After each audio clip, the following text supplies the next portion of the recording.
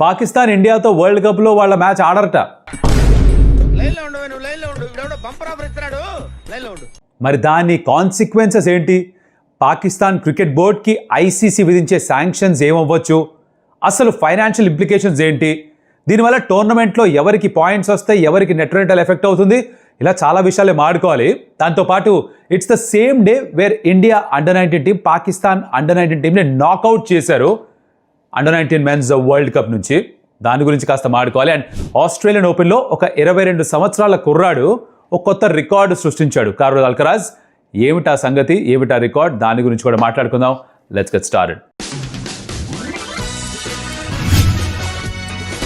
Welcome to some tales. నా పేరు Kaushik. First WPL గురించి ఒక చిన్న అప్డేట్ ఇచ్చేస్తాను. మ్యాచ్ని మొత్తం చూడలేదు, సో మీకు తెలిసిన విషయం, మ్యాచ్ చూడకుండా నేను పూర్తిగా రివ్యూ చేయను.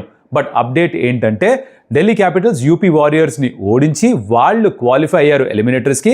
తద్వారా ముంబై ఇండియన్స్ని నాకౌట్ చేసేశారు. సో రైట్ నౌ ఆర్సీబీ టాప్లో డైరెక్ట్గా ఫైనల్ ఆడతారు. On the 5th February 3rd eliminator జరుగుతుంది. దాంట్లో Gujarat Giants and Delhi Capitals ఆడబోతున్నారు. Delhi Capitals by the way it's the only team వరుసగా 4వసారి ప్లే ఆఫ్స్కి చేరుకుంది టాటా WPLలో. Great news for them. Australian Open no మీకు ఇంట్రెస్ట్ లేకపోతే స్కిప్ చేసుకోవచ్చు, బట్ టెన్నిస్ ఫ్యాన్స్ అయితే do listen to this, it's very interesting. So ఈ match was between Carlos Alcaraz the top seed versus the 4th seed Novak జోకోవిచ్. వాళ్ళ semifinals ఇద్దరు కూడా 5-set thrillers గెలిచి వచ్చారు. జోకోవిచ్ the slightly easier 5-set thriller, కాకపోతే Carlos Alcaraz the more difficult route ఆ 5-set thriller to come to the finals. But ఇద్దరు ఫైనల్స్కి వచ్చి ఒక 3 గంటల పాటు ఒక ఇంట్రెస్టింగ్ మ్యాచ్ ఆడారు, కానీ ఆశించిన స్థాయిలో ఆ మ్యాచ్ జరగలేదు. స్కోర్ లైన్ ఏంటంటే ఫస్ట్ సెట్ జోకోవిచ్ గెలిచాడు 6-2, దాని తర్వాత వరుసగా 3 sets కార్లోస్ అల్కరాజ్ కార్లితోస్ గెలిచేశాడు 6-2, 6-3, 7-5 ఇన్ హిస్ ఫేవర్. అండ్ దాంతో now he has created unique record. ఇప్పుడు ఏంటంటే 22 సంవత్సరాలకే he's the youngest player career slam చేసినందుకు. కెరియర్ స్లామ్ అంటే డౌట్ ఉందా? బేసికలీ 4 గ్రాండ్ స్లామ్స్ ఉంటాయి టెన్నిస్లో. Starts off with the Australian Open, then you have the French Open, the Wimbledon and the US open. ఈ 4టిని grand slams అంటారు. మీరు జీవితంలో, మీ మొత్తం జీవితంలో 4 ట్రోఫీస్ కూడా గెలిస్తే it's called a career slam.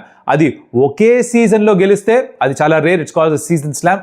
అది కాదు ప్రస్తుతం జరిగింది. బట్ కెరియర్ స్లామ్ చేశాడు at 22 years old. He's the youngest. పైగా ఇది తన 7th grand slam victory. That's amazing. 22 సంవత్సరాలకి 7 గెలిచాడంటే మామూలు విషయం కాదు. నోవాక్ జోకోవిచ్ at 38 is got 24 grand slams to his credit. And ఇప్పుడు Jannik Sinner and Carlos Alcaraz వీళ్ళు ఈ జనరేషన్లో బెస్ట్ ప్లేయర్స్గా మారుతున్నారు. అండ్ వీళ్ళే కన్సిస్టెంట్గా గ్రాండ్ స్లామ్ గెలుస్తున్నారు. యానిక్ సిన్నర్ జోకోవిచ్ సెమీస్లో ఓడించారు, ఈ విషయం మీకు తెలిసిందే. బట్ దిస్ ఫైనల్ ఎపిక్ అని అనలేము, బట్ ఐ థింక్ జోకోవిచ్ gave a very good account of himself. But I think Alcaraz was too good. Great job by Carlos Alcaraz. That he's my favourite. మీరు match చూసారు లేదా? You can let me know in the comments. And of course మీ favourite tennis player ఎవరు ప్రస్తుతానికి జనరేషన్లో? Let me know. Okay, now moving on. Next most important thing before we get to that, Pakistan T20 world కప్లో ఇండియాకి అగేన్స్ట్గా ఆడను అని చెప్పిన విషయానికి వస్తున్నాను. Just bear with me. దానికంటే ముందర India under nineteen side Pakistan under nineteen సైడ్ని ప్యాక్ చేసి ఇండికి పంపించారు. జరిగింది ఏంటంటే ఆ మ్యాచ్లో ఇండియా ఫస్ట్ బ్యాటింగ్ చేశారు బికాస్ పాకిస్తాన్ గెలిచి వాళ్ళు ఇండియన్ బ్యాటింగ్ చేయమన్నారు. బికాస్ వాళ్ళకి that was the only way. వాళ్ళు గనక క్వాలిఫై అవ్వాలంటే ఇండియాని ఓడించాలి. అది మాత్రమే కాదు, ఒక నెట్ రన్ రేట్ కూడా ఇండియా కంటే ఎక్కువగా ఉండాలంటే పర్టికులర్ నెంబర్ ఆఫ్ ఓవర్స్లో టార్గెట్ని చేస్ చేయాల్సిన అవసరం ఉండింది. అప్పుడే వాళ్ళకి క్వాలిఫై అవకాశం ఎక్కువ. జరిగింది మ్యాచ్లో ఏంటంటే ఇండియా అండర్-19 సైడ్ 252 స్కోర్ చేశారు and Pakistan they fell short. Actually వాళ్ళే సెల్ఫ్ గోల్ వేసుకుని అనిపించింది, ఎందుకో చెప్తాను. At one point of time India batting మొదలు చేస్తూ 47 దగ్గర వరుసగా 3 వికెట్స్ కోల్పోయారు. 47 for 1, 47 for 2, 47 for 3. ఇక్కడ అనుకుని ఉంటారు పాకిస్తాన్ అండర్-19 టీం దట్ దొరికిందిరా ఛాన్స్, 150 కల్లా ప్యాక్ చేసామంటే ఒక 30 ఓవర్లో చేజ్ చేసేస్తే మనం సెమీఫైనల్కి వెళ్ళిపోతాం అని. కానీ అక్కడే పప్పులో కాలేసి గెలికేశారు. బికాజ్ అప్పుడే వేదాంత్ అండ్ విహాన్ ఇద్దరి మధ్యన చాలా ఇంపార్టెంట్ పార్ట్నర్షిప్ వచ్చింది. దాని తర్వాత అఫ్ కోర్స్ వేదాంత్ కంటిన్యూడ్. తను అభిజ్ఞాన్ కుందుతో వచ్చిన పార్ట్నర్షిప్ చేశాడు, అంబరీష్తో కలిసి ఒక పార్ట్నర్షిప్ చేశాడు. బట్ అన్నిటికంటే ముఖ్యంగా స్కోర్ 200 దగ్గర ఆగిపోతుందేమో అనుకుంటే అప్పుడు వచ్చారు కనిష్క్ అండ్ ఖిలాన్. వీళ్ళిద్దరూ కూడా 30 బాల్స్లో 50 పరుగుల పార్ట్నర్షిప్ చేసి స్కోర్ని 250 దాకా తీసుకెళ్లిపారు. విచ్ మెంట్ పాకిస్తాన్ గెలవడం మాత్రమే కాదు, వాళ్ళు 33.3 ఓవర్స్లోనే ఆ టార్గెట్ చేరుకుంటే అప్పుడే వాళ్ళు సెమీఫైనల్కి క్వాలిఫై అయ్యేవారు. ఎప్పుడైతే స్కోర్ 252 దాకా వెళ్ళిపోయిందో అది వాళ్ళు మెంటలీ గివప్ చేస్తారు. మ్యాచ్ గెలిస్తే చాలే, వెనక్కి వెళ్తే మన ప్రైమ్ మినిస్టర్ చెప్తాను మనకైనా గిఫ్ట్ ఇస్తాడు ఇండియన్ ఓడించామంటే మనకు అదే వరల్డ్ కప్ కంటే ఎక్కువ అనుకున్నారో ఏమో. వాళ్ళు చాలా నెమ్మదిగా ఆడడం స్టార్ట్ చేశారు. They kept wickets in hand. In fact 25-30 ఓవర్ల దాకా కూడా ఎక్కువ వికెట్స్ ఏమి నష్టపోలేదు. They were on course to win the match, కానీ ప్రెషర్ పెరుగుతూ పోయింది. బాల్ టర్న్ అవ్వడం ఎక్కువైంది. ఇండియన్ స్పిన్నర్స్ బాగా బౌలింగ్ చేయడం స్టార్ట్ చేశారు. కనిష్క్ అయితే ఏకంగా 10 ఓవర్లకు 30 రన్లు మాత్రమే ఇచ్చాడు. కెప్టెన్ ఆయుష్ మాత్రం తను 3 వికెట్స్ తీసుకున్నాడు. అండ్ ఖిలాన్ పటేల్ కూడా చాలా ఎకనామికల్గా బౌలింగ్ చేశాడు. దీంతో ఉక్కిరి బిక్కిరి చేసి పాకిస్తాన్ అండర్-19 టీంని ఈవెన్చువల్గా ఆల్అౌట్ చేసి పడుతున్నారు. ఎంతగా అంటే 194కి ఆల్అౌట్ అయిపోయారు పాకిస్తాన్. వాళ్ళ టాప్ స్కోరర్ ఉస్మాన్ 66 స్కోర్ చేశాడు. తను కూడా నెమ్మదిగానే ఆడాడు. వీళ్ళు అసలు ఎందుకు ఆడుతున్నారు? మ్యాచ్ గెలవడానికి ఆడుతున్నారా? సెమీఫైనల్లో క్వాలిఫై అవ్వడానికి ఆడుతున్నారు? ఎవరన్నా కూడా పాజిటివ్ మైండ్ సెట్ ఉంటే సెమీఫైనల్లోకి వెళ్ళడానికి ఏం కావాలో అది చేస్తారు. అలా చేస్తూ ఓడిపోయినా కూడా ఒక రకం ధైర్యం చూపించిన వాళ్ళు అవుతారు. వీళ్ళు ముందుగానే వదిలేశారు. అండ్ అంటారే అదేంటంటే, ఇది ఎలా ఉందంటే దోబిక కుత్తాన ఘర్కాన ఘాట్కా అంటారు హిందీలో. తెలుగులో ఇంకో సాగుతుంది కానీ చెప్తే బాగోదని చెప్పట్లేదు. ఒక అన్పార్లమెంటరీ జోన్లోకి వెళ్ళిపోయే ప్రమాదం ఉంది.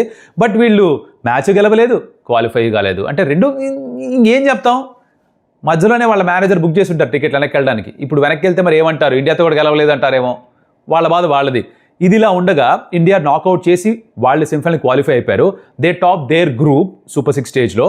సో ఆస్ట్రేలియా, ఆఫ్ఘనిస్తాన్ ఒక గ్రూప్ నుంచి, అండ్ ఇండియా అండ్ ఇంగ్లాండ్ మరొక గ్రూప్ నుంచి క్వాలిఫై అయిపోయారు. ఇప్పుడు సెమీఫైనల్స్లో Australia will play England and India will play Afghanistan. Under nineteen world కప్లో సెమీస్ దాకా వచ్చారు. That's great news for them. And India కూడా కన్సిస్టెంట్గా 6వ వరుసగా సెమీఫైనల్స్ చేరుకోవడం ఈ అండర్-19 ఫార్మాట్లో great job by India. Again ఆ కన్సిస్టెన్సీ మరోసారి చూపించారు. అండర్ ప్రెషర్ ఈ నాక్ రావడం చూసాం వేదాంత్ నుంచి. Getting to 252 from 47 for 3 was a great effort. Congratulations, good job done. Now చూద్దాం సెమీఫైనల్స్ ఏం జరుగుతుందో. ఇది అండర్-19 విషయం. బై ద వే వీడియో ఇక్కడ దాకా చూస్తుంటే thank you so much for that. Like the video and of course స్టంప్ subscribe చేసుకోండి because that will be a huge boost for us. Now అసలైన మ్యాటర్ వీడియోలో దీనమ్మ వెరీ ఇంట్రెస్టింగ్. ఈ పాకిస్తాన్ క్రికెట్ బోర్డు వాళ్ళు మోషన్ నక్వీ మనం ఏం చెప్పాడు? మేము ఆడాలా వద్దా ఆలోచిస్తున్నాం. బంగ్లాదేశ్ చాలా అన్యాయం జరిగిపోయింది. వాళ్ళకి సంఘీభావం తెలుపుతూ మేము కూడా పుల్అవుట్ చేద్దామా అనుకుంటున్నాం. కానీ మా ప్రైమ్ మినిస్టర్ ఊర్లో లేడు. ఆయన బయటికి వెళ్ళారు. వెనక్కి వచ్చిన తర్వాత అంత మాట్లాడి చెప్తామన్నారా? మీకున్న బ్రెయిన్ కి మీ తెలివితేటలకే మీరు సుప్రీంకోర్టుకే జడ్జి అవ్వాల్సిందన్నా. మాట్లాడిన తర్వాత సెకండ్కి చెప్తాం, ఫ్రైడేకి చెప్తాం, మండేకి చెప్తాం అన్నారు. ఫైనల్గా మండే కూడా వచ్చింది, రాబోతోంది మండే 2nd. ఇప్పుడు వాళ్ళు చెప్పింది ఏంటంటే పాకిస్తాన్ క్రికెట్ బోర్డు డిసైడ్ చేసుకున్నారు. పాకిస్తాన్ గవర్నమెంట్ మాకు చెప్పింది వెళ్ళి మీరు T20 వరల్డ్ కప్ ఆడండి, కాకపోతే ఇండియాకి అగెన్స్ట్గా ఆడకండి అని.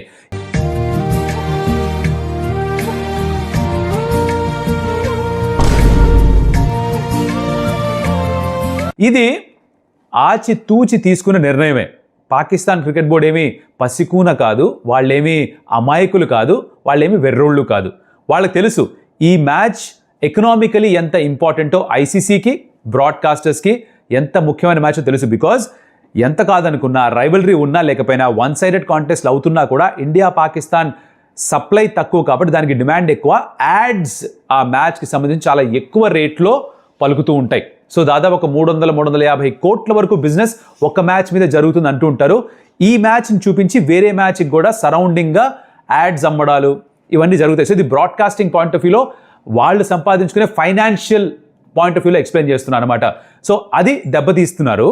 ఐసీసీకి లాస్ అవుతుంది, ఆబ్వియస్లీ బీసీసీఐ కూడా కొద్ది గొప్ప లాస్ అవుతుంది. కానీ వాళ్ళకి అర్థం కాని విషయం ఏంటంటే ఈ 350 కోట్లు బీసీసీఐకి వచ్చే చాలా ఎక్కువేమీ కాదు. వాళ్ళకి నిజంగా ఇంట్రెస్ట్ రూపంలో ఎందుకంటే ఎక్కువ డబ్బులు వస్తాయి. వాళ్ళ దగ్గర ఉన్న బ్యాంక్ అకౌంట్లో ఇంట్రెస్ట్ రూపంలో ఎందుకంటే ఎక్కువ డబ్బులు వచ్చేస్తాయి. ఇక్కడ పాకిస్తాన్ క్రికెట్ బోర్డు వాళ్ళే సెల్ఫ్ గోల్ వేసుకుంటారు. అంటే ఒకటి ఉంటుంది గొడ్డలతో కాలు నరుక్కోవడం, ఇంకోటి ఉంటుంది కాలు తీసుకెళ్లి గొడ్డలు పెట్టి లాగి దడదని కొట్టేయడం. అది చేసుకుంటున్నారేమో అనిపిస్తుంది. వాళ్ళు తల తీసుకెళ్లి నేలకేసి కొట్టేసుకుంటున్నారు, బాడేసుకుంటున్నారు. బికాజ్ ఇక్కడ జరిగేది ఏంటంటే ఒకవేళ వీళ్ళు కానీ ఇండియాతో ఆడకపోతే, సెలెక్టివ్గా మేము ఇండియాతో ఆడము మిగతా వాళ్ళతో ఆడతామంటే ఐసీసీ ఆల్రెడీ వాళ్ళకు ఒక చిన్న వార్నింగ్ ఇచ్చారు.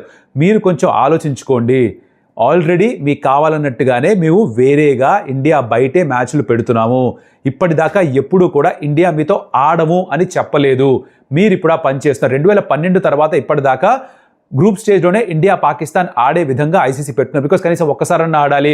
ఆ హైప్ చుట్టూ ఆబ్వియస్లీ మీరు అనుకోవచ్చు ఎందుకు గ్రూప్ స్టేజ్లో పెడతారని, డబ్బులు వస్తాయి boss. The fact of the matter is ఈ స్పోర్ట్స్ ఆడించినందుకు డబ్బులు వస్తాయి. దాని వెనకాల ఉన్న యాడ్స్, దాని వెనకాల ఉన్న బిజినెస్, ఇవన్నీ కూడా ఒక క్రూషియల్ ఫ్యాక్టర్. ఆ డబ్బులు కూడా కనీసం ఒకసారి రావాలని ఒక ఆలోచనతోటి గ్రూప్ స్టేజ్లోనే ఇద్దరు టీమ్స్ని ఒకే దగ్గర వేయడం చూసాం. ఈసారి అదే చేశారు. కానీ ఈసారి పీసీబీ వాళ్ళ ఉద్దేశంలో మాస్టర్ స్ట్రోక్, వాళ్ళు ఇండియాతో ఆడమంటున్నారు. అండ్ ఇదే కనుక జరిగితే ఐసీసీ పాకిస్తాన్ క్రికెట్ బోర్డు పైన శాంక్షన్స్ విధిస్తామని చెప్తున్నారు. వాళ్ళతోటి బయలాటరల్ సిరీస్లు ఏ దేశం కూడా ఆడకుండా నిర్దేశించవచ్చు. వాళ్ళకి భవిష్యత్తులో మరి వేరే టోర్నమెంట్స్లోకి ఎంట్రీ ఇవ్వకపోవచ్చు. ఫారెన్ ప్లేయర్స్ ఎవరు కూడా వాళ్ళ బోర్డు నుంచి ఎన్ఓసి అంటారు, నో అబ్జెక్షన్ సర్టిఫికేట్, అది ఇవ్వకపోవచ్చు పిఎస్ఎల్లో ఆడడానికి. వాళ్ళకి ఆల్రెడీ చతికిలు పడిపోయిన వాళ్ళ ఫైనాన్షియల్ సిస్టమ్ ఇంకా ఇబ్బంది పడవచ్చు. ఇక్కడ వాళ్ళు ఇగోకి పోయి మేమేదో పాయింట్ ప్రూవ్ చేస్తున్నాం, మేము కూడా ఒక చూడొచ్చు ఏం చేయగలుగుతున్నాం ఇండియాకి అగేన్స్ట్గా అనేది అయితే అనుకుంటున్నారో అది పూర్తిగా బ్యాక్ ఫర్ అయ్యే ప్రమాదమే ఉంది. That is probably going to happen. And ఇక్కడ ఇంకొక విషయం ఏంటంటే ఇది business side of it. Now tournament point of వ్యూలో ఇండియాతో ఇక్కడ ఆడకపోతే 2 పాయింట్స్ కోల్పోతారు. This is 1. ఒకవేళ వాళ్ళు ఇంకా క్వాలిఫై అయ్యి నెక్స్ట్ స్టేజ్కి వచ్చి నాకౌట్స్లో ఇండియాతోనే ఆడాలంటే అప్పుడు మళ్ళీ పుల్అవుట్ చేస్తారా? అప్పుడు కూడా ఆడరా? వాకఓవర్ ఇస్తారా? ఫోర్ఫిట్ చేస్తారా? ఈ ప్రశ్నకి సమాధానం లేదు. మోర్ ఇంపార్టెంట్లీ 2 పాయింట్స్ ఇచ్చేశారు, క్వాలిఫై అవ్వలేదు, వాళ్ళకే కదా పరాభవం. నెక్స్ట్ పాయింట్ 2 పాయింట్లు ఇచ్చేశారు, కానీ ఎప్పుడైనా ఫోర్ఫిట్ చేసినప్పుడు మీ నెట్ రన్ రేట్ ఎఫెక్ట్ అవుతుంది. అంటే యాజ్ ఎ టీమ్ మీరు ఒక్కరని కూడా కొట్టలేదు, కానీ 20 ఓవర్స్ ఆడినట్టుగానే క్యాల్కులేట్ చేస్తారు.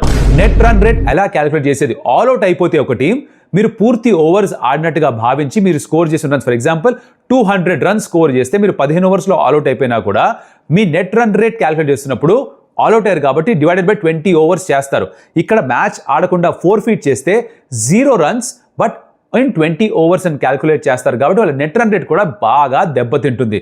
దాంతో కొంచెం అటు ఇటు అయితే వాళ్ళు నెక్స్ట్ స్టేజ్కి వెళ్ళకపోయే ప్రమాదం కూడా ఉంది. చేద్దాం అనుకుంటున్నారా? That's up to them.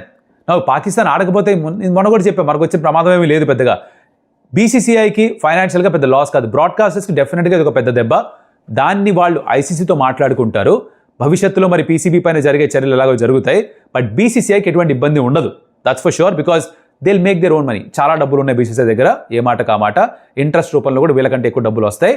వాళ్ళ పిఎస్ఎల్ ఓవరాల్ ప్రైజ్ మనీ, ఇక్కడ ఒక టీం పర్స్ మనీ ఐపీఎల్లో ఆ డిఫరెన్స్ ఉంది. సో పాకిస్తాన్ ఏం చేస్తున్నారో వాళ్ళకే తెలుసు. This is what is happening. ఇంకా వాళ్ళు కన్ఫర్మేషన్ ఇవ్వలేదు. ఐసీసీ మరోసారి ఆలోచించుకోండి, చెప్పండి, మ్యూచువల్లీ అందరికీ పనికొచ్చే విధంగా డెసిషన్ తీసుకుంటారని ఆశిస్తున్నాం అని చెప్పారు. పీసీబీ చేయకపోతే వాళ్ళకి నష్టం. ఎస్, ఒక ఫైనాన్షియల్ ఇబ్బంది అయితే ఖచ్చితంగా ఉంటుంది బ్రాడ్కాస్టర్కి, but that's a different story. దాని గురించి మళ్ళీ మాట్లాడదాం, చూద్దాం ఏం జరుగుతుందో. వాళ్ళు వెనక్కి వస్తారా లేదా, నాకౌట్ స్టేజ్కి వచ్చి మళ్ళీ పాకిస్తాన్ ఆడితే ఇండియాతో ఆడరా, ఇవన్నీ కూడా భవిష్యత్తు తెలిస్తే. అప్పటిదాకా we'll have to wait and see what happens. Thank you so much for watching the video. Like the video, share it with your friends, subscribe చేసుకుని Stump Tales. And Pakistan cricket గురించి ఏమనుకుంటున్నారో మీ మాట నేను బూతులు వాడకుండా కమెంట్లో చెప్పండి. ఎటకారం మామూలుగా ఉండకూడదు, బూతులు వాడకుండా. మరొకటి మళ్ళీ కలుస్తా. అప్పటిదాకా సెలవు. Adios Amigos.